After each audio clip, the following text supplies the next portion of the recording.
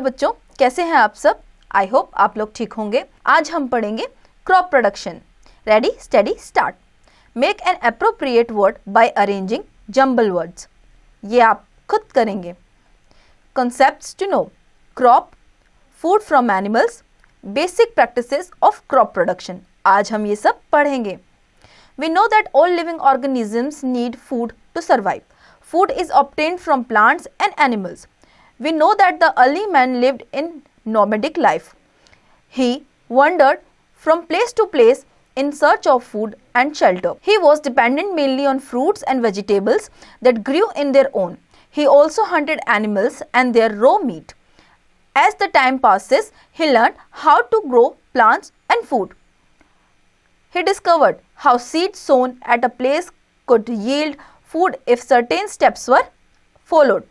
Thus, the concept of agriculture originated. The branch of science that deals with growing plants and raising livestock for human use to called agriculture.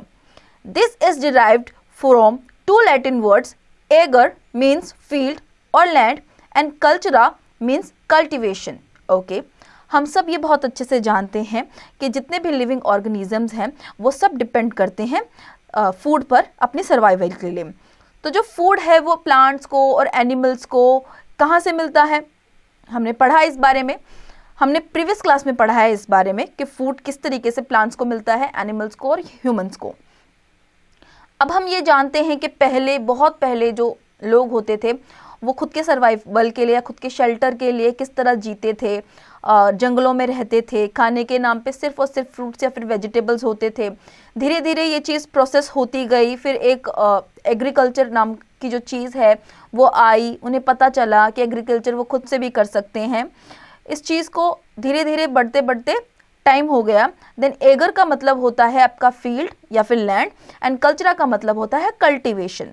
Okay, agriculture include the following 3 step. Okay, cultivation of soil, soil management, growing of harvesting of crops, crop farming, breeding and raising of livestock, animal husbandry. Okay, इसकी जो 3 parts हैं, पहला वाला है cultivation of soil जिसमें आप खाना उगाते हैं, growing and harvesting of crops, crops जो उग जाते हैं फिर उनको काटना, ठीक है। Breeding and raising of livestock मतलब जो एनिमल्स को आप पाल के रखते हैं उनके थ्रू भी तो आप फूड लेते हैं, जैसे कि मिल्क हो गया, ठीक है। Now, food is produced on a large scale to meet the requirement of the growing population. Therefore, proper management and distribution of food is necessary. जैसा कि हम जानते हैं हमारा जो कंट्री है इंडिया एक बहुत ही वास्ट कंट्री है, इसकी पॉपुलेशन बहुत ज़्यादा बड़ी है। इतनी बड़ी पॉपुलेशन की फूड की जो नीड है उसको फुलफिल करने के लिए प्रॉपर अमाउंट में क्रॉप्स जो है कल्टीवेट की जाती है एंड प्रॉपर अमाउंट में उसे बांटा भी जाता है। Crop: when plants of the same kind are grown on large scale in a field, they are called crop. For example, several plants of wheat grown in a field from a crop of wheat. Similarly, lot of plants of maize grown in a large field form a crop of maize. The product which is obtained from the crop is called produce, and then the land where the plants are grown in a large scale is called a field. The crop produce may be in the form of grains, wheat, rice, fibers, cotton, jute, roots, carrot, sweet potato and stem ginger potato. Okay, crop क्या होती है? जब हम एक पूरी field में एक ही तरह का कोई पौधा उगाते हैं तो उसे हम क्रॉप कहते हैं, फिर क्रॉप कल्टीवेशन कहते हैं, ठीक है। तो जो ये क्रॉप कल्टीवेशन होती है ये एक प्रॉपर फील्ड में की जाती है। कौन कौन सी ऐसी क्रॉप्स है जिसे हम क्रॉप कल्टीवेशन में लेते हैं? फॉर एग्जांपल यहाँ पे आपको दिया गया है, ग्रेन्स में है व्हीट, राइस, फाइबर्स में है कॉटन, जूट, रूट्स में है कैरेट, स्वीट पोटैटो और स्टेम में है ginger and potato. Some example of crop plants grown in India are given in the following table. Table में दिए गए हैं कुछ examples. Example of various types of crops example: cereals, paddy, maize, bajra, pearl, millet, oats etcetera. Pulses, grams, peas, beans etcetera. Vegetables, tomato, potato, brinjal, cauliflower etcetera. Fruits, mango, orange, guava, etc. Oil seed, mustard, sunflower, linseed, etc. Sugar crop, sugar cane, beetroot, sugar palm, etc. Fiber crops, cotton, jute, etc. Plantation crops, tea, coffee, rubber, etc. Types of crops. A great variety of crops are grown in our country. They can be classified on the basis of there uses, purposes and season. Okay, हमारी country में एक बहुत ज़्यादा variety की crops उगाई जाती हैं, हमें भी अच्छे से पता है, आपने फील्ड्स देखी होंगी बहुत सारी जिसमें डिफरेंट टाइप्स की क्रॉप्स उगती हैं। ठीक है, उन्हें हम डिफरेंट बेसिस में क्लासीफाई करते हैं उनके यूज़ पे या फिर सीजन्स में, जैसे कि राबी क्रॉप और कारिब क्रॉप्स होती हैं। अब देखिए classification on the basis of uses या फिर purposes. Food crops, food crops are grown to satisfy food needs of the population. Examples of food crops are wheat, rice, pulses, maize, barley, fruits, vegetables, etc. Okay, food crops क्या होती हैं? वो crops जिसके through आप अपना needs, खाने की जो needs है वो पूरी करते हैं। तो ऐसी crops कौन कौन सी है? wheat, rice, pulses, maize, ठीक है, fruits या फिर vegetables. Cash crops. Cash crops are grown for commercial purposes as raw materials for industries. Examples of cash crops are oil seed, cotton, jute, tea, coffee, rubber, sugarcane, cashew nut, etc. Cash crop उगाया जाता है commercial purposes के लिए, raw materials उनके लिए जाते हैं and then उससे एक प्रोडक्ट निकाला जाता है। ठीक है, उसके एग्जांपल हो गए आपके ऑयल सीड। ऑयल सीड जैसे कि आप कोई भी सरसों का तेल ले लीजिए, सरसों का तेल से सरसों की जो सीड्स होती हैं उनको लिया जाता है, देन उससे सरसों का सेल प्रोड्यूस किया जाता है एंड देन आपकी कॉफ़ी आ गई, टी आ गई, रबर, शुगर केन, इस तरीके से। Classification on the basis of seasons. On the basis of their growing seasons, crops in India are divided into main types rabi and kharif. Okay, जैसे कि मैंने आपको अभी थोड़ी देर पहले बताया था कि जो हमारे क्रॉप्स है वो सीजनली भी उगती है, और ऐसे सीजनली जो क्रॉप्स होती हैं उनको हम खारिफ क्रॉप और राबी क्रॉप कहते हैं। चलिए उनके बारे में पढ़ते हैं। Rabi crops. Rabi crops are grown in winter season.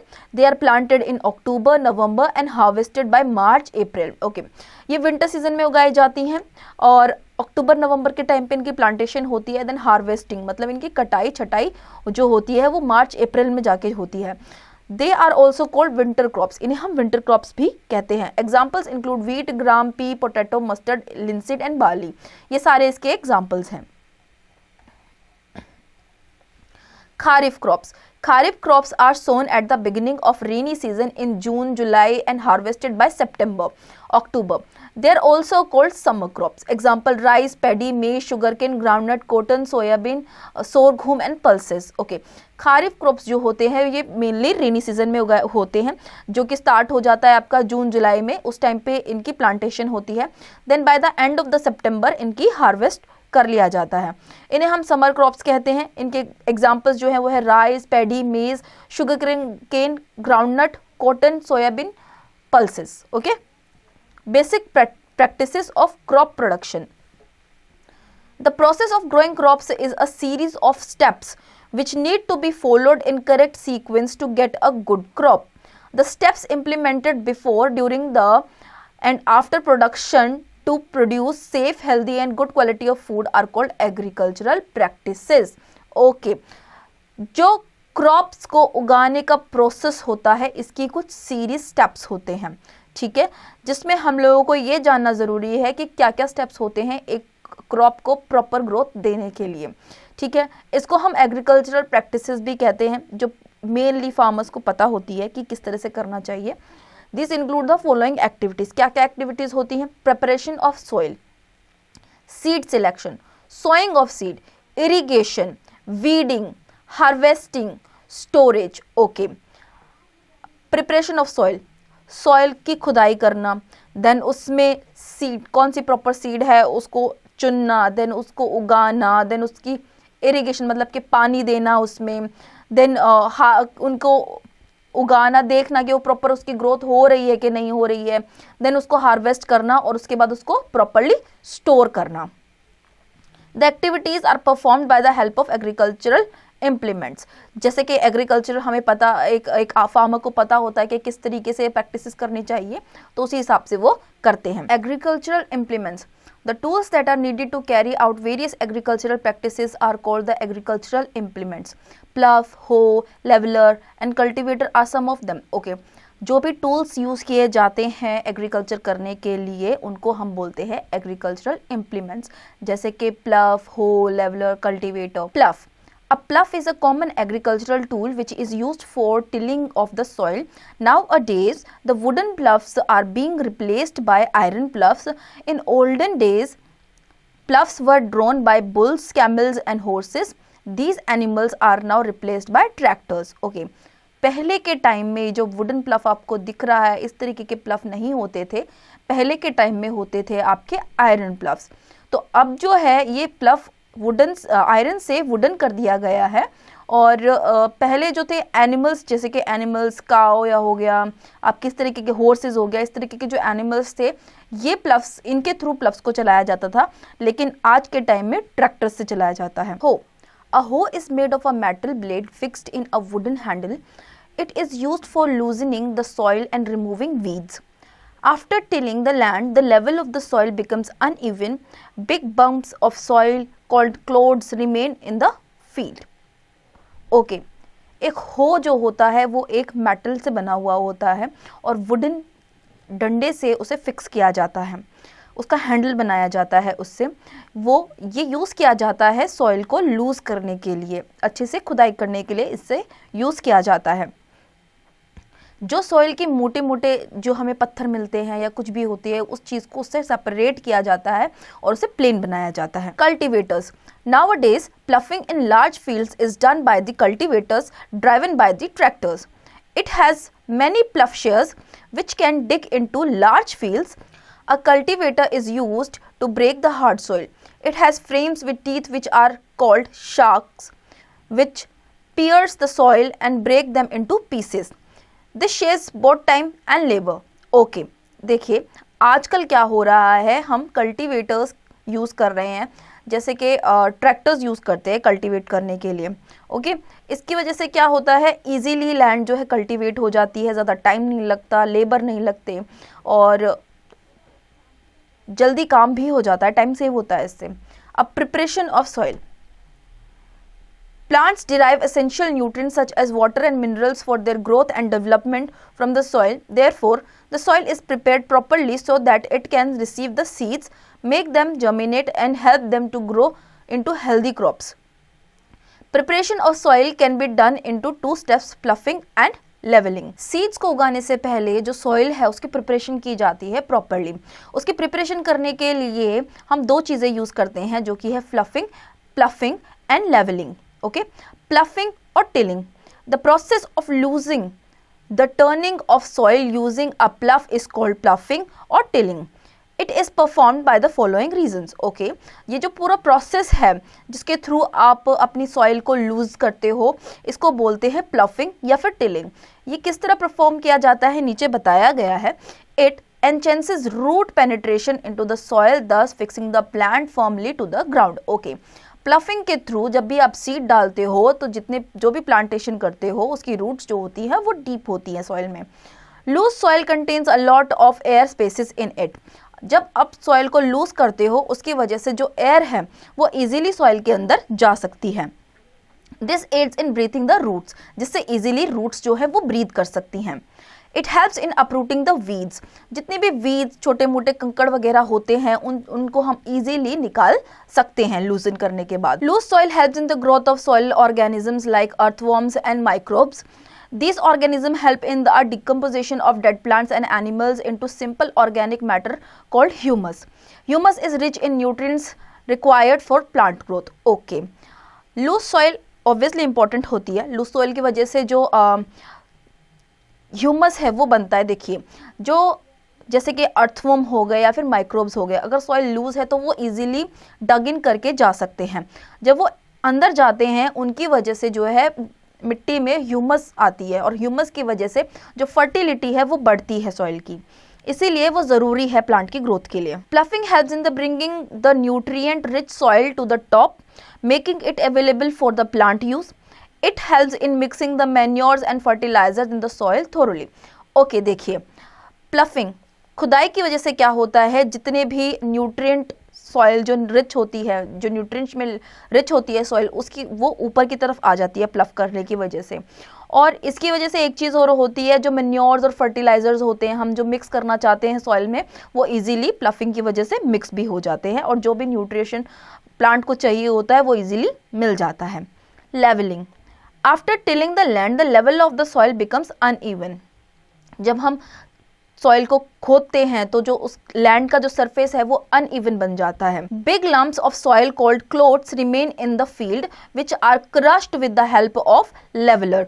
The process of making the soil surface even is called levelling. Implement use for levelling is called leveller. Okay, जब हम खुदाई करते हैं तो जो मोटे मोटे पार्टिकल्स होते हैं मिट्टी के वो उसी तरीके से रह जाते हैं, फिर उसको तोड़कर प्रॉपर अनइवन किया जाता है। इस पूरे प्रोसेस को लेवलिंग कहा जाता है और इसको किया जाता है लेवलर की हेल्प से। B, seed selection. It is very important to select healthy seed to get a good crop. If unhealthy and damage seeds are use the crop will not be a good quality. देखिए, seed selection बहुत ज़्यादा ज़रूरी होता है। हमें एक अच्छी quality की क्रॉप्स सिलेक्ट करने बहुत ज़्यादा इंपॉर्टेंट होते हैं। अगर वो क्वालिटी अच्छी नहीं है और पुअर क्वालिटी की क्रॉप्स हैं तो हमारा जो प्लांट की ग्रोथ है वो प्रॉपर वे में नहीं हो पाएगी। Seeds are selected keeping in mind the following points. Following points को देखते हुए सीड्स को सिलेक्ट किया जाता है, जो कि है they must be high yielding variety. The seeds are of the crops to be grown according to the season. They must be fit for germination. They must be free from diseases. Okay, HYV high yielding variety के होने चाहिए। इन seeds की season के accordingly ये वाली seeds होनी चाहिए। जर्मिनेशन मतलब कि ग्रोथ, जो पौधे की ग्रोथ होती है वो प्रॉपर वे में हो सके उस टाइप की वो सीड्स होनी चाहिए। और डिजीज फ्री सीड्स होनी चाहिए। Lab activity 1 objective to select the healthy or good quality seeds. Materials required: beaker, water and brown chickpeas. Procedure: take a beaker half filled with water, put some chickpeas in it, wait for some time and observe. Observation: some seeds settle down while some float on the surface of the water. The seeds which settle at the bottom are good and sowing, while those which float are not. Inference: seeds which are damaged or eaten by insects float on the surface of the water as they become lighter. ये activity आप खुद से करेंगे। सी, sowing of seeds. Once a soil is prepared, seeds are sown in it. The process of putting the seeds in soil is called sowing. Okay. एक बार जब आप soil को prepare कर लेते हैं उसके बाद वो सॉइल रेडी है सीड्स को डालने के लिए, ठीक है। इस पूरे प्रोसेस को जब हम सीड को मिट्टी में डालते हैं उगाने के लिए पौधे को, इस प्रोसेस को हम सोइंग कहते हैं। The following points to be kept in mind while sowing seeds. Okay, बीज उगाने से पहले कुछ ऐसी चीज़ें हैं जो हमें ध्यान रखनी है। वो कौन कौन सी हैं? Seeds should be healthy and free from diseases. जो seeds हैं वो healthy होनी चाहिए, बीमारी से दूर होनी चाहिए। They should be sown at a proper distance from each other to prevent overcrowding of plants. This ensures proper supply of nutrients and adequate utilization of space. Okay. जब भी हम कोई पौधा उगाते हैं या सीड डालते हैं ज़मीन में तो वो एक प्रॉपर डिस्टेंस पे होनी चाहिए। तो इसकी वजह से क्या होता है, ओवर क्राउडिंग नहीं होती, एक ही जगह पर दो दो पौधे उग करके नहीं आते। अगर ऐसा होता है तो एक पौधा कहीं ना कहीं मर जाता है, वो नहीं उग पाता है प्रॉपर वे में। तो उसको proper nutrients, air and soil से न्यूट्रिएंट्स मिलने के लिए तो एक डिस्टेंस पे ही हमें सीड को रखना चाहिए। They should be sown at a proper depth, neither too deep nor too shallow. If the sown on the surface, they will be eaten by birds. If sown deep in the soil, they will not germinate. Okay, proper depth, ना ही उन्हें ज़्यादा deep उगाना है, ना ही उन्हें बिल्कुल ही ऊपर ज़मीन के उगाना है। अगर हम उन्हें ज़्यादा डीप करेंगे तो फिर उन्हें प्रॉपर सॉइल की जो न्यूट्रिएंट्स है वो नहीं मिल पाएंगी और फिर वो जर्मिनेट नहीं कर पाएंगी। और अगर हम उन्हें सॉइल के बिल्कुल ऊपर रखेंगे तो कोई भी बर्ड या फिर एनिमल उसे उठा के खा जाएगा, तो फिर सीड उग ही नहीं पाएगा इस वे में। तो methods of sowing seeds: broadcasting. Broadcasting is the method in which seeds are sown manually और spread in the field. Seeds are scattered in the field by hands. Seeds sown by the method are unevenly distributed in the fields, and seed may not be sown at an appropriate depth, and the changes of their growth are less. Therefore, broadcasting is not prepared these days. Okay, broadcasting क्या होती है? एक method होता है जिसके through हम seeds को manually spray करके फील्ड में फैलाते हैं। तो ये ब्रॉडकास्टिंग जो मेथड है, इससे क्या होता है, अगर आप मैनुअली फेंक रहे हैं एक तरीके से सीड्स को धरती के ऊपर, तो वो प्रॉपरली इंसर्ट तो कर नहीं रही हैं। अगर वो इंसर्ट नहीं कर रही हैं तो फिर वो क्या हो रहा है कि वो ज़मीन के ऊपर ही रह जा रही हैं, या तो एनिमल्स या तो बर्ड्स उन्हें उठा के खा जा रहे हैं। तो ये जो मेथड है ये अब यूज़ नहीं किया जाता, ये पहले यूज़ किया जाता था। Seed drill. This is a better method than manual sowing. It saves both labor and time. It is the method seeds are placed in a funnel-like container which is connected to the long tubes that are further attached to a plough. Okay, seed drill क्या होता है? ये एक method है जिससे again हम लोग बीज उगाते हैं. ये एक तरीके से प्लफ होता है, एक बहुत बड़ा सा. नीचे आप देख सकते हैं एक फोटो में, ये जो थर्ड फोटो है ट्रैक्टर ड्राइवन सीड ड्रिल. देखिए इसे अच्छे से. इस तरीके का ये एक प्लफ होता है जिसमें सीड्स को रखा जाता है और जो सीड्स हैं जब प्लफ वो ज़मीन में जाता है उसके थ्रू डायरेक्टली जो सीड्स है ज़मीन में उगाई जाती हैं. तो इस मेथड के थ्रू इजीली सीड्स को उगाया जा सकता है. A seed drill has the following advantages. इसके क्या क्या एडवांटेजेस होते हैं हम ये पढ़ेंगे. Sowing by a seed drill puts the seeds at an appropriate depth and distance. The seeds are not wasted, that is birds cannot eat them. इसकी help से हम इजीली अप्रोप्रिएट डेप्थ और अप्रोप्रिएट जगह पर अपनी सीड्स को germination के लिए छोड़ सकते हैं. इसका फ़ायदा ये है कि कोई भी बर्ड्स या फिर एनिमल्स इन सीड्स को नहीं खाएंगे. The seeds are sown at a faster rate and more easily. इसकी एक एडवांटेज ये भी है कि हम टाइम सेव हो जाता है और जल्दी से उगा भी देते हैं सीड्स को. Transplanting seeds. In case of crops like rice, tomato, onion and brinjal, seeds are not sown directly into the soil. Seeds are first sown in a small area called nursery, where seeds are grown into young plants or saplings or usable sites. These saplings are then taken out of the soil along with their roots and transferred into the main field where they are grown into crops. The saplings are sown at proper distance from each other in the main field. The cereal crop that is most commonly transplanted is rice. कुछ crops ऐसे भी होते हैं जैसे कि rice, tomato, onion, brinjal. इनकी जो seeds होती हैं हम डायरेक्टली फील्ड पर नहीं उगाते हैं. इन्हें डायरेक्टली फील्ड पर नहीं उगाने की जगह हम इन्हें एक नर्सरी में उगाते हैं और जब ये एक प्रॉपर सैपलिंग, एक पौधा बन जाता है, तब इन्हें वहाँ से रूट्स के थ्रू उखाड़ा जाता है एंड देन इनको फील्ड्स में उगाया जाता है. जो सबसे मेनली जो ये किया जाता है जिस प्लांट के साथ, सीरियल के साथ, वो होता है राइस. आपने कभी देखा होगा, हम इसे पैडी क्रॉप भी बोलते हैं, हिंदी में इसे धान बोला जाता है. मेनली बिहार में धान की खेती होती है, यूपी में धान की खेती होती है. जब ज़्यादा बरसात होती है, ये एक राबी क्रॉप है, बरसात में ये उगाया जाता है. Okay. Advantages of transplanting. Proper spacing can be done by the method. It helps the farmers to select healthy seedlings. It increases crop production. Okay, इसके एडवांटेजेस क्या होते हैं ट्रांसप्लांटिंग के? प्रॉपर स्पेस में उगाया जाता है, इसको पास पास नहीं उगाते, प्रॉपर स्पेस में उगाया जाता है. प्लस फार्मर्स जो है हेल्दी सीडलिंग सेलेक्ट कर लेते हैं ऑलरेडी, फिर उनके सैपलिंग्स बनते हैं और फिर उन्हें फार्म लैंड्स पे लेके जाया जाता है, फिर उगाया जाता है. और इसकी वजह से जो क्रॉप का प्रोडक्शन है वो प्रॉपर होता है और ज़्यादा होता है. ये इसकी advantages हैं. Application of manures and fertilizers. To keep the soil fertile and increase the yield, a regular supply of nutrients is required.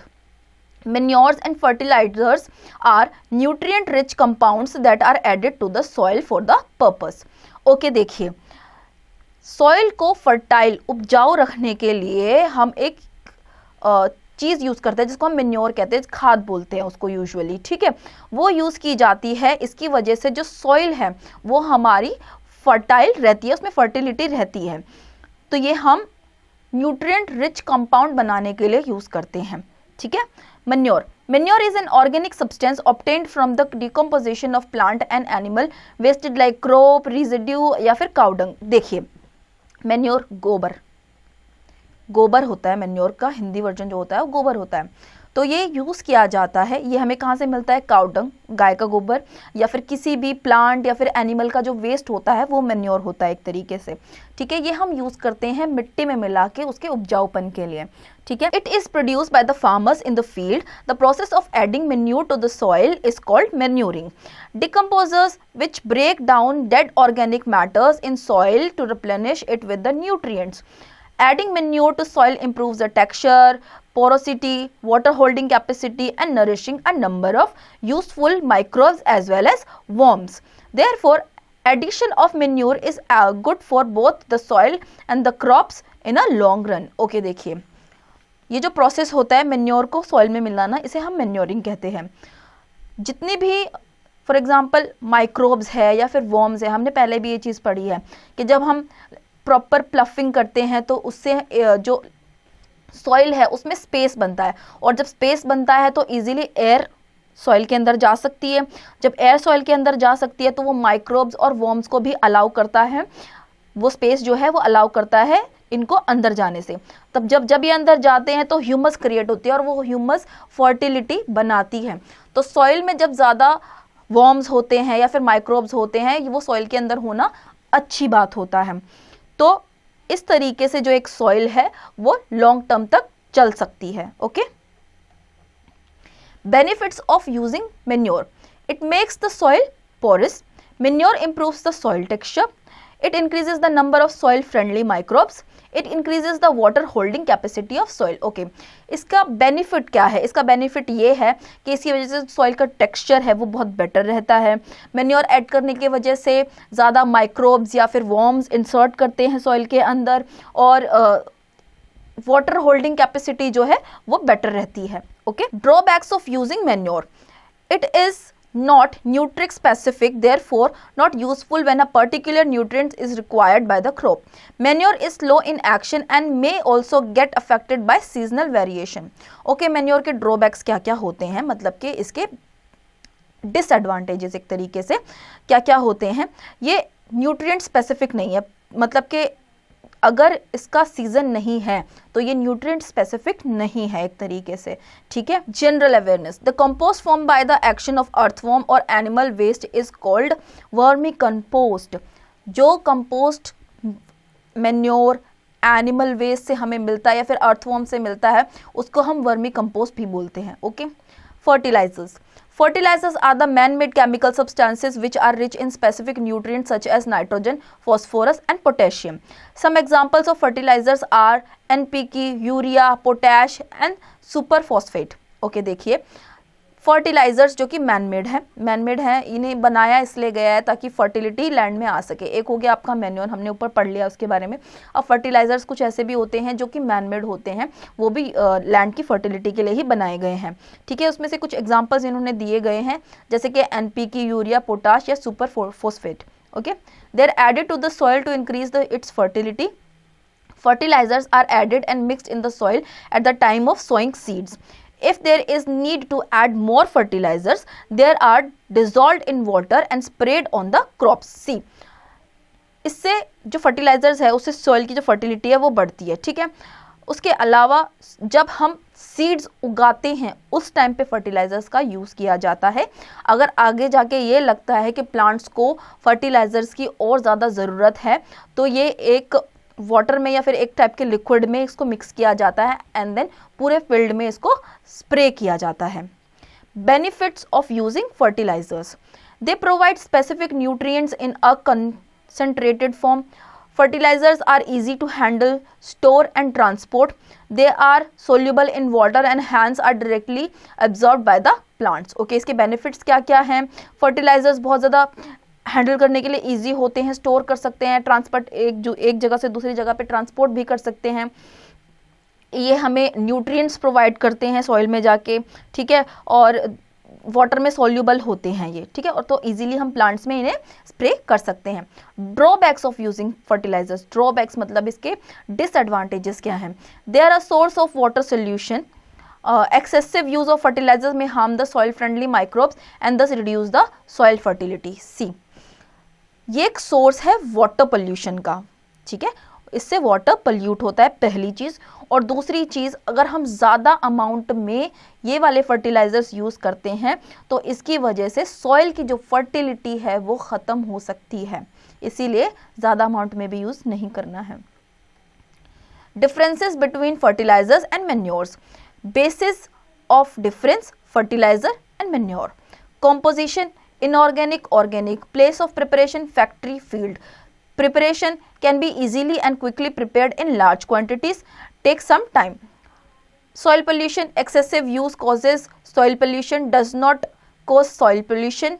Storage, easy to store in gunny bags, difficult to store. Plant nutrients, rich in nutrients like nitrogen, phosphorus and potassium, less rich in plant nutrients, effect on water holding capacity of soil, they are water soluble, increases। देखिए ये सारी चीज़ें हमने अभी ऊपर पढ़ी हैं, तो वही इन्होंने इसको डिफ्रेंशिएट कर दिया है छोटे लेवल पर बस। Environment literacy and research skill. Norman Ernest Borlaug, an American biologist, is called the father of the Green Revolution. He was the first person to develop high-yielding and disease-resistant varieties of wheat. He was awarded the Nobel Peace Prize in 1970. Okay. यहाँ पे एक biologist है, American biologist, उनका नाम बताया गया है Norman Ernst Borlaug. ये फादर से ग्रीन रेवोल्यूशन के ये पहले पर्सन थे जिन्होंने हाई यील्डिंग डेवलप किया था और जितनी भी ये वीट से रिलेटेड डिजीजेस थी इनके बारे में सोचा था। इन्हें नोबेल पीस प्राइज भी मिला था 1970 में। Lab activity 2, making compost. Dig a pit in your garden, fill the pit with fallen leaves and waste products of kitchen, cover it with a layer of mud, pour some water over it, remove the layer of mud after 3-4 months, nutrient rich compost is ready। ये आप खुद से करेंगे। Natural methods that can be followed to improve fertility of the soil are, soil की fertility को improve करने के लिए हम क्या क्या methods use कर सकते हैं वो हम पढ़ेंगे। Fallow land. Fallow land means the land is left vacant for one season so that the soil regains its fertility naturally. The fertility is regained by the actions of insects and microorganisms present in the soil. This practice is not implemented often. Okay. Fallow land का मतलब ये होता है, अगर आपने एक land choose की है कल्टीवेशन के लिए, आपने एक टाइम तक उस पर कल्टीवेशन की है, फिर एक टाइम के लिए आपने उस लैंड को विदाउट कल्टीवेशन छोड़ दिया है। जब आपने उसे विदाउट कल्टीवेशन छोड़ दिया है तो उस टाइम पे उस लैंड में जो न्यूट्रिएंट्स है, फर्टिलिटी है, वो ग्रो करती है। तो एक टाइम के बाद उस लैंड को दोबारा यूज़ किया जाता है कल्टीवेशन के लिए, इससे क्रॉप्स अच्छे ग्रो करते हैं। Crop rotation, the process in which different types of crops, leguminous and non-leguminous are grown alternatively in the same field is called crop rotation. Farmers grow legumes and wheat alternatively. Roots and leguminous plant like peas and beans fix atmospheric nitrogen and convert it into usable nitrogen. Wheat and rice use large amount of nitrogen as they grow. See, जो crop rotation है, जो farmers एक time पे एक crop उगाते हैं, दूसरे time पे दूसरी क्रॉप उगाते हैं, ठीक है, मतलब कि रोटेशन होती रहती है one after one different crops की, उसको हम बोलते हैं क्रॉप रोटेशन। तो ये इसके जो एग्जांपल्स यहाँ पे दिए गए हैं, इसको हम लेग्यूमिनस प्लांट्स भी बोलते हैं, जैसे कि पीज, बीन्स, ठीक है, इस तरीके की जो क्रॉप्स है वो उगाए जाते हैं क्रॉप रोटेशन के लिए, ठीक है। मिक्स्ड क्रॉपिंग क्या होती है? Instead of growing crops in alternate season, both cereals and leguminous plants are sown in the same field in the season but in alternative rows. This practice of mix two crops for simultaneous growth is called mixed cropping. Okay, mixed cropping में क्या होता है कि आप एक ही piece of land पे different type की crops उगाते हो एक ही टाइम पे, ठीक है, इसे हम कहते हैं मिक्स्ड क्रॉपिंग। वन रो में एक होती है, सेकंड रो में सेकंड होती है, थर्ड रो में थर्ड होती है, ये जैसे कि 3 डिफरेंट टाइप्स ऑफ क्रॉप्स हो गई सेम लैंड पे, इसे हम कहते हैं mixed cropping. Now D, irrigation. The process of supplying water to the crops are required time intervals is called irrigation. The quantity of water and the time interval depends upon the crop which is to be irrigated. For example, paddy requires standing water in the field while in case of wheat water is required at regular intervals. देखिए irrigation एक तरीके से पौधों को पानी डालने का जो मेथड होता है उसको हम irrigation कहते हैं। यहाँ पे एग्जाम्पल दिया गया है राइस का, पैडी क्रॉप्स मतलब कि राइस की जो क्रॉप्स होते हैं उनको पैडी क्रॉप्स बोलते हैं हम। तो पैडी क्रॉप्स में एक स्टिल मतलब कि जितने आपके घुटने हैं उतना पानी लैंड पे होना ही चाहिए क्रॉप ग्रो करने के लिए, या फिर उससे थोड़ा कम, उससे ज़्यादा बिल्कुल कम नहीं होना चाहिए, इतना पानी चाहिए ही होता है पैडी क्रॉप्स को ग्रो करने के लिए। वहीं अगर हम वीट को देखें, वीट को रेगुलर बेसिस पे इरिगेशन चाहिए होती है, हम एक ही बार में पानी नहीं दे सकते उसमें, हमें उसे रेगुलर बेसिस पे इरिगेट करना पड़ता है, ठीक है। Methods of irrigation, methods of irrigation are broadly divided into two categories, traditional methods and modern methods. okay, irrigation के जो दो methods हैं वो divide किए गए हैं दो methods में, traditional और modern. क्या क्या होते हैं? traditional method of irrigation, traditional method required cattle or human labor. Moat, chain pump, dhekli and rahat are some of the traditional methods of irrigation. ये सब इरिगेशन के मेथड्स हैं, किस तरीके से लैंड को इरिगेट किया जाता है, ये वो मेथड्स हैं. In this method the water available in wells, lakes and canals is lifted up by the different ways. इन मेथड्स में पानी जो है वेल से, लेक से या कैनाल से अलग अलग तरीकों से लिफ्ट किया जाता है. ओके. मोट और pulley system. In this method water is drawn out from wells in gunny bags by human power. The water is poured in ditches and moats which take the water to the crop. Okay. मोट और pulley system में क्या होता है, Ghani bags में पानी को human power से निकाला जाता है, पुल किया जाता है एंड देन इसको डिचेस में या फिर मोट्स में स्टोर करके रखा जाता है जिसके थ्रू ये क्रॉप्स तक जाते हैं. Chain pump. In this technique a chain is attached to a wheel with the bucket tied at one end when the chain is pulled the wheel rotates and the bucket gets filled with water, then water is poured into a ditch. Okay. Chain pump जो है, नीचे एक picture दी गई है, आप उसमें देख सकते हैं कि किस तरीके से वाटर को पोर किया जाता है. धेकली. In this method a bucket is tied at one end of the log of wood. A heavy stone of weight is tied at the other end of the log. The bucket is dipped inside the well due to the weight of the draw water. देखिए धेकली किस तरीके से एक लोग को add किया गया है एक डंडी से एंड देन वुड लोग है वो, उसे ऐड किया गया है, देन उसकी हेल्प से वाटर को पुल किया जाता है. Rahat. In this method several buckets are attached to a wheel. The wheel is attached to a log of wood which is drawn by an animal. Thus buckets draw water and pour it into channels of irrigation. देखिए नीचे animal का use किया गया है water पोर करने के लिए. इस पूरे प्रोसेस को आप इजीली देख सकते हैं इस फोटो में किस तरीके से राहत प्रोसेस किया जाता है. Modern method of irrigation. The modern methods of irrigation use machine power to irrigate a field. These techniques are more efficient and waste less water. Modern methods help to conserve water. देखिए modern methods में आप irrigation के लिए कुछ pipes वगैरह use की जाती हैं फील्ड में जो ईजीली पानी पहुंचा देती हैं. ये पहली चीज़, इससे एक तो वाटर वेस्ट नहीं होता और सेकेंडली टाइम भी वेस्ट नहीं होता. The two commonly used modern methods are as follows. Sprinkler system. Water flows with pressure through the main pipe and sprays over the soil through the rotating nozzle. This system is useful for uneven land and sandy soil where sufficient water is not available. देखिए sprinkler system क्या होता है, इस picture में easily show हो रहा है. इस तरीके से वाटर स्प्रिंकल किया जाता है पूरी लैंड पे. ये यूज़फुल होता है अनइवन लैंड के लिए, स्पेशली जहाँ पे सफिशिएंट वाटर अवेलेबल नहीं होता या हम लेकर के नहीं जा सकते. Drip irrigation. In this method, water flowing through the pipes falls dropwise near the roots and the plants.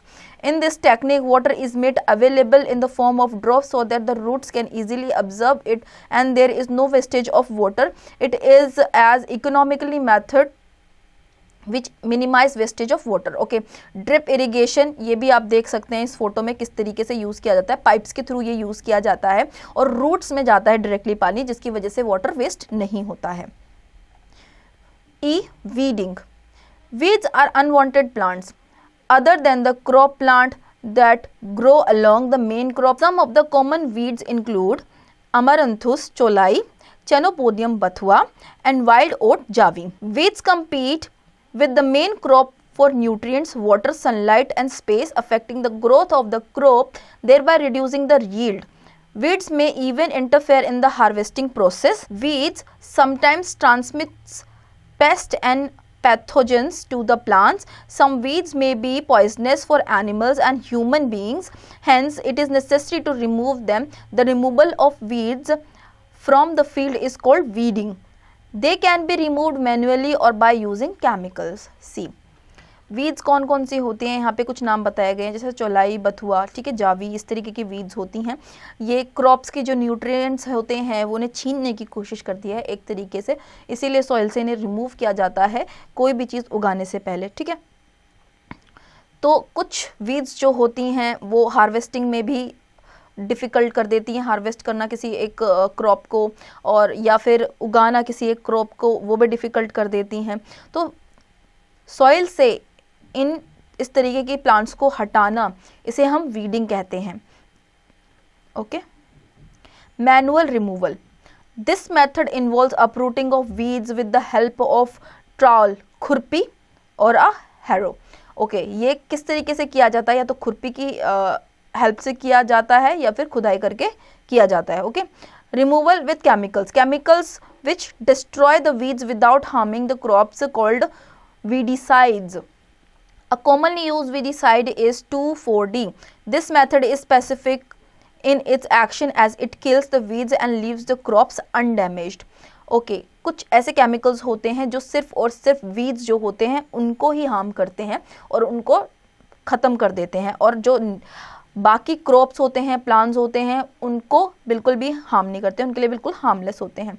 इस तरीके के कुछ वीडिसाइड्स होते हैं, उनको वो हैं 2,4-D, यहाँ पे एग्जाम्पल दिया हुआ है। The weedicides are dissolved in water and sprayed using a sprayer. They are sprayed during vegetative growth of weeds. Before flowering the seed formation, weedicides may be harmful and must be handled carefully. Farmers should cover their mouth and nose with cloth while spraying them. Okay. Weedicides जो है, जब जो weeds होते हैं वो grow कर रहे होते हैं, उनमें फ्लावर आने से पहले उन पर ये वीडिसाइड्स जो हैं ये स्प्रे किया जाता है। इसकी वजह से ये बिल्कुल ख़त्म हो जाते हैं, आगे बढ़ते नहीं हैं, उगते नहीं हैं, इनकी ग्रोथ नहीं होती है। Crop rotation, since weeds are crop specific, rotation of crop also helps in controlling the weeds. Okay, अगर हम क्रॉप रोटेशन हमने पढ़ा था ऊपर, क्रॉप रोटेशन क्या होता है, ठीक है, एक के बाद एक क्रॉप उगाना, उसको क्रॉप रोटेशन बोलते हैं। जब हम क्रॉप रोटेशन करते हैं तो ये हेल्प करता है कि दोबारा से वीड्स ग्रो नहीं करते। Okay. Environment literacy and innovation, the crops can be protected against grazing animals, pests and pathogens by putting scarecrows to scare away the animals and birds. Okay, ये हम सबको पता है scarecrow क्या होता है। एक पुतला जो है वो फार्म के बीचों बीच, फील्ड के बीचों बीच खड़े कर देते हैं, जिसकी वजह से बर्ड्स या फिर एनिमल्स या फिर क्रोज वगैरह क्रॉप्स को ख़राब करने के लिए नहीं आते हैं। F, harvesting, cutting of mature and ripened crop from the field is called harvesting. The harvested grains called produce represent crop yield. It is done either manually with a sickle or with the help of the machine called harvester. The crop are cut close to the ground. The harvested grains are tied into bundles. Harvesting एक तरीके से जो आपका फल उग गया है उसको पौधे से अलग करना हार्वेस्टिंग कहलाता है। उसको हार्वेस्ट करने के लिए हार्वेस्टर की ज़रूरत होती है, सिकल की ज़रूरत होती है। इधर देख लीजिए कॉम्बाइन हार्वेस्टर क्या होता है, इधर देख लीजिए, ये पिक्चर में दिखाया गया है। फिर इन्हें हार्वेस्ट करने के बाद कुछ बोरियों में या फिर किसी एक बंडल में बांध के रखा जाता है अलग से। Threshing, the process of separation grains from the harvested crop chaff is called threshing. Chaff comprises the husk of grains that are separated during threshing. It is done in the following ways. जो चीज़ें हमने harvest की हैं, कोई भी product है जो फल निकल के आता है वो हम हार्वेस्ट करते हैं। उसे हार्वेस्ट करने के बाद हमें ये पता है कि इतना सारा जो भी हमने फूड हार्वेस्ट किया है उसमें कहीं ना कहीं छोटी मोटी घास, कुछ तिनके वगैरह साथ में आते ही आते हैं, तो उनको साफ़ करना, बिल्कुल क्लीन करना थ्रेशिंग कहलाता है। थ्रेशिंग फॉलोइंग वेज में किया जाता है, जैसे कि manually bye striking the harvested crop again the hard surface, किसी भी हार्ड सरफेस पे उस हार्वेस्टेड क्रॉप को झड़काना या फिर मारना, इससे थ्रेश जो भी उगा हुआ प्लांट है वो नीचे की तरफ गिर जाएगा। ठीक है। बाय मशीन कोल्ड थ्रेशर, एक मशीन के थ्रू भी कर सकते हैं जिसको थ्रेशर बोलते हैं। A farm machine called combine is nowadays use for both harvesting and threshing. जो मशीन है कंबाइन वो दोनों चीज़ के लिए यूज़ होती है, थ्रेशिंग के लिए भी और हार्वेस्टिंग के लिए भी। Winnowing, the process of separating grains from the chaff or the husk with the help of wind is called winnowing. In this, the threshed crop is dropped from a height. In this process, chaff being lighter in blown away by the wind and grains fall straight on the ground due to gravity. Winnower separates the grain from the husk. Okay, winnowing एक process है जिसमें आप हवा के through जो कि आपका food है, फ्रूट है, वो थ्रेश कर सकते हैं. ठीक है, कैसे कर सकते हैं? आप हवा चल रही है, अपने जो आपका जो क्रॉप है उसको झटकेंगे, मारेंगे ज़मीन पर, धरती पे, या फिर हवा के सामने रखेंगे तो वो इजीली ग्रेविटी के थ्रू जो फूड है वो नीचे गिर जाएगा और बाकी जितना भी कूड़ा है वो उड़ जाएगा. जी, storage. After harvesting and separating seeds from the husk, it becomes important to store them properly. The crop produced are stored for human consumption. They are kept safe from moisture, rodents, insects, and microorganisms. Fresh crop produce contain a lot of moisture. Moisture promotes the growth of bacteria and fungi which can destroy the crop. Therefore, grains are sun-dried before the storage. This is done to reduce moisture content of grains to prevent attack of insect pest, bacteria and fungi. After sun drying, the grains are cooled down to the room temperature and then stored or dried before storing them. See, storage एक तरीके से जब हम जो भी हमने harvest किया है, देन थ्रेश किया है मटेरियल, जो क्रॉप हमने उगाया था उसको, फिर अब उसकी स्टोरिंग की बारी है. क्योंकि जब हम उसे हार्वेस्ट करते हैं उसमें थोड़ा सा मॉइस्चर रह जाता है, इसीलिए हम उसे सन ड्राई करते हैं, धूप में रखते हैं थोड़ा सुखाने के लिए. जब वो प्रॉपर सूख जाता है तब जाके उसकी पैकेजिंग की जाती है. उसे बोरों में बांध के या फिर किसी तरीके से भी टाइड अप करके रखा जाता है और ऐसी जगह पे रखा जाता है, इस तरह से स्टोर किया जाता है जहाँ पे उसे कोई इंसेक्ट्स खराब ना कर सके या कोई जानवर ना खा सके, इस तरीके से, और रूम टेम्परेचर पे उसे स्टोर करके रखते हैं. On the domestic level, grains are stored either in jute bags or small metallic bins. We put dried neem leaves with the grains while storing them at home. This protects the grains from worms and insects. Bulk storage of grains is done in gunny bags or silos or granaries. Grains are protected from rats and insects by chemical treatment. Granaries and silos are used for the large-scale storage of grains to protect grains from pests such as rats and insects. These storage structures have inbuilt machineries to control humidity and temperature, thereby preventing the act of bacteria and fungi. देखिए, हम इन्हें silos एक tin तरीके की product होती है जिसके अंदर हम उसे स्टोर करके रख सकते हैं, या फिर सैक बैग्स में. बोरे एक तरीके से होते हैं, उनमें भी जूट बैग्स होते हैं, वो उनमें हम इन्हें भर के रख सकते हैं. इन्हें भरने में हम नीम के कुछ पत्ते हैं जो कि यूज़ करते हैं, जिसकी वजह से इंसेक्ट्स या फिर रैट्स या फिर ये सारी चीज़ें इनको नहीं खाती हैं. ठीक है, इस तरीके से हम यूज़ करते हैं इन्हें सेफली स्टोर करने के लिए. Food from animals. Domesticated animals help human beings in various ways. Domesticated animals that are kept for use of profit or collectively called livestock. We get a number of food items like milk, egg, meat, honey and fish from animals. For this, the animals are raised on a large scale with proper care. Rearing of animals on a large scale with proper breeding, feeding and caring is called animal husbandry. The process of rearing and breeding of animals for some useful purpose is known as domestication. जब आप जानवर, कोई भी जानवर जो कि हमें हमारी नीड्स फुलफिल कर रहा है, जैसे कि गाय, भैंस, बकरी, ठीक है, हॉर्स, ये सारे जिस तरीके के एनिमल्स होते हैं इन्हें हम डोमेस्टिकेशन में लेते हैं. ये हमारे डोमेस्टिक एनिमल्स हैं, ये इनके पालन पोषण हम लोग करते हैं, इनसे हमें दूध मिलता है. ठीक है, हम अपना हॉर्स से हम अपना जो सामान है वो कैरी करवा सकते हैं. ठीक है, वो हमारी नीड के लिए ही होता है. तो ये एक एनिमल हस्बेंड्री होता है जिसके जो कि हम एक ह्यूमन जो है वो करते हैं. ठीक है,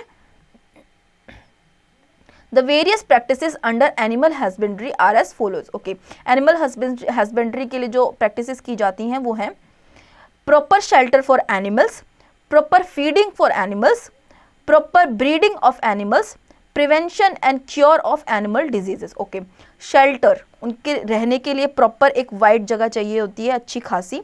प्रॉपर फीडिंग फॉर एनिमल्स, हमें उन्हें खाने पीने के लिए प्रॉपर सामान देना होता है. Prevention and cure of animal diseases.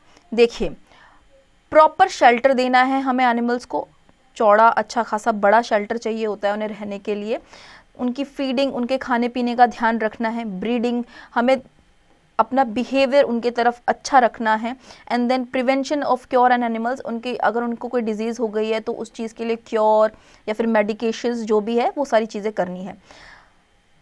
Multicultural information, Pongal, Holi and Baisakhi are the festival associated with the harvesting season. Okay, Pongal, Holi, Baisakhi ये 3 ऐसे फेस्टिवल्स हैं, ये तब मनाए जाते हैं, ये रिलेट करते हैं इससे हार्वेस्टिंग सीजन से। Okay, some examples of food obtained from different animals are as follows. Different animal से हमें डिफरेंट फूड मिलते हैं, वो कौन कौन से होते हैं देखिए, कैटेगरीज एंड एग्जांपल्स हमें दिए हुए। Milk producing, cow, buffalo, goat, sheep. Egg yielding, poultry, birds such as hen, goose, turkey, duck. Draught animals, horse, camel, ox, bullock, elephant, yak. Meat yielding, chicken, goat, buffalo, fish, pig. Experiments, laboratory, guinea pig, rat, mouse, monkey, chimpanzee. Pets, entertainment industry, cat, dog, monkey, parrot, rabbit. Fiber and skin yielding, sheep, silkworm, rabbit, goat, camel. Read at a glance. Crop can be classified as cash crops and food crops, or as rabi crops and kharif crops. The crops grown in the winter season and harvested in March, April are called rabi crops. Some example are wheat, gram and mustard. The crops sown in the rainy season and harvested in October, November are called kharif crops. Some examples are paddy, maize, pulses. The basic agricultural practices include soil preparation, seed selection, sowing, nutrition, irrigation, crop protection, harvesting and storage. Preparation of soil requires ploughing and traveling of soil. Selection of good quality seeds is very important. Seeds are sown by broadcasting and transplanting. Manures of fertilizers are added to the field to improve soil fertility. The fields are irrigated using traditional as well as modern techniques. Modern methods of irrigation include drip irrigation and sprinkle system. They save water. The harvested grains are separated by threshing and winnowing. The grains are stored in silos and granaries with neem leaves and powder. Weeding is carried out either manually using a trowel or by destroying the weeds using weedicides. Grain should be dried before storage. Grains are stored in gunny bags, silos and granaries. Milk, egg, meat, fish and honey are important food items obtained by animals. Animals are raised for food and various other products. Key terms to know. Agriculture, the branch of science that deals with growing plant on large scale and raising livestock for human use. Crop, plants of the same kind grown in a field on a large scale. Cash crops, crops which are grown for commercial purposes. Rabi crops, crops planted and grown during winter season. Kharif crops, crops planted and grown during rainy season. Agricultural practices, the various activities or tasks which our farmer performs to produce a good crop. Produce, product obtained from a crop. Ploughing or tilling, the process of loosening and turning of the soil. Sowing, the process of putting the seeds in the soil. Weeding, the removal of weeds from a field. Weedicides, chemicals which destroy the weeds without harming the crops. Harvesting, the process by which grains are cut and separated from the mature crops. Fertilizers, man-made chemical substances that are added to soil to increase the fertility of the soil. Irrigation, the process of supplying water to crops at required time intervals. Threshing, the process of separating grains from the harvested crops. Winnowing, the process of separating grains from the chaff with the help of wind. Animal husbandry, breeding and rearing of animals on a large scale to obtain food and other products. I hope आप लोगों को ये chapter समझ में आया होगा। अब इसकी एक्सरसाइज की प्रैक्टिस आप खुद से करेंगे।